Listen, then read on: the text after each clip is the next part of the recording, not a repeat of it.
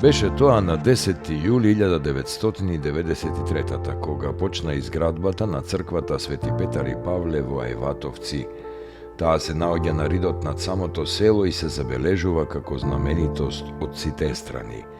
Во дворот, непосредно до црквата, стои камен крст, за кој може да се претпостави дека е подигнат во 1844-45 поради надписот на таа година на грбот на Ајватовци, кој стои на придружните згради во дворот на црквата. Изградбата на црковниот храм Свети Петар и Павле почнала на 10. јуни 1992 во пресрет на верскиот празник посветен на светите апостоли Петровден, ден кој местното население го слави како селска слава. Иницијатор за изградба на црквата бил Маријанчо Димовски.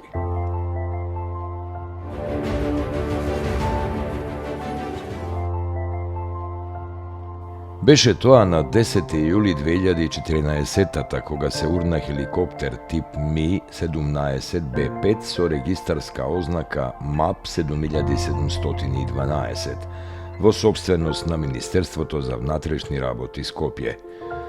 Во несреќата загинаа 4 полициски пилоти.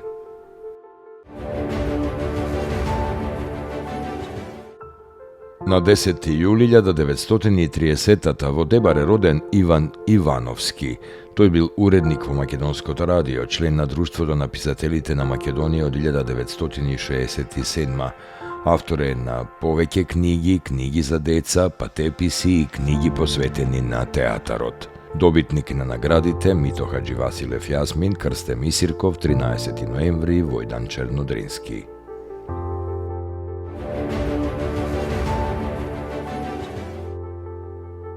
На 10. јули 1950 во тетовското село Жеровјане е роден Абдираим Идризи, македонски и косовски писател.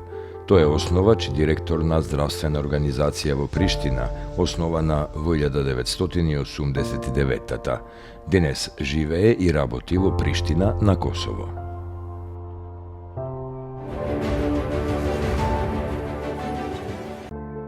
На 10. јули 1967 година во Струмица е роден Зоран Џорлев. Тој бил дете на Наско и Грозда Џорлеви, а татко му бил познат композитор на народна музика и водач на оркестар.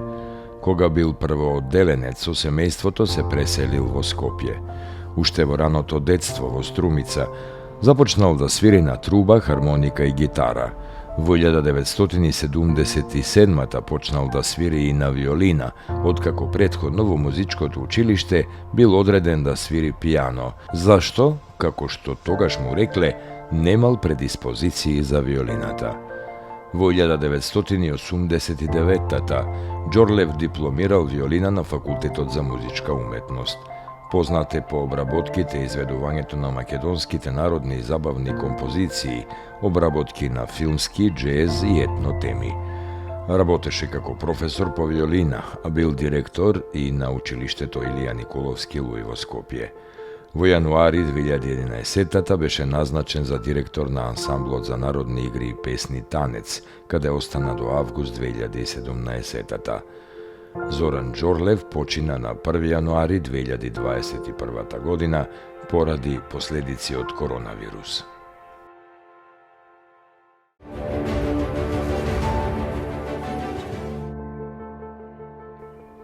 На 10. јули 1998 во Скопје умре Атанас Близнаков, основач на фондот Атанас Близнаков во Универзитетот Свети Кирил и Методи во Скопје, прв од ваков вид на универзитетот, од кој се стипендираат студенти кои покажуваат особени резултати во студиите. Атанас Близнаков е роден во селото Дмбени, Костурско, во Егејска Македонија, на 15. декември 1901.